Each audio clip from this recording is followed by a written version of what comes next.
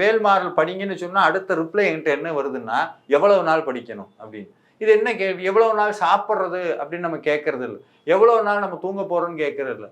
நம்ம ஒரு மந்திரத்தை இல்ல சாமியை நினைச்சு பாடுங்கன்னா எவ்வளவு நாள் படிக்கணும், என்னன்னா நம்ம எப்போ முடிக்கணுங்கிறதுலாம் நம்ம என்ன இருக்கு. அதை விட அந்த கேள்விக்குள்ள இன்னொரு விஷயம் என்ன இருக்குன்னா, எப்ப என்னுடைய பிரச்சனை தீரும்னு. நான் உங்களுக்கு கொடுக்கக்கூடிய ஒரே பதில் என்னுடைய அனுபவத்துல சொல்றேன் என்னன்னா, சாமிகிட்ட எதுவும் கேட்காதீங்க. என்ன என்ன நடத்தணுமோ நடத்து. பெரிய பிரச்சனையா இந்த பிரச்சனை மறையணும்னா அக்செப்ட். நீங்க எப்ப பிரச்சனை ஏத்துக்கிறீங்களோ அந்த பிரச்சனை மறைஞ்சு போயிடும். நீங்க ஏத்துக்காத வரைக்கும் அவங்கள போட்டு படுத்தும். முருகன் எதையோ கொடுத்திருக்கிறார், ஏத்துக்கிறேன்.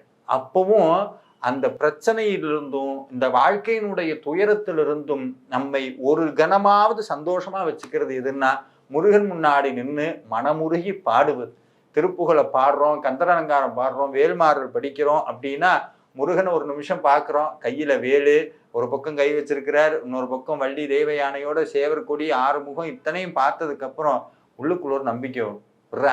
அவர் பார்த்துக்குவார், அப்படி இல்லாம கைவிட்டுற போறாரு அப்படின்னு. நம்ப முடியாத ஒரு அதிசயம் நடக்கும்.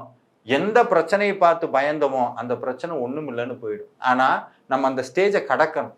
ஆனா கடக்கிறதுக்கு யாரும் தயாரா இல்லை.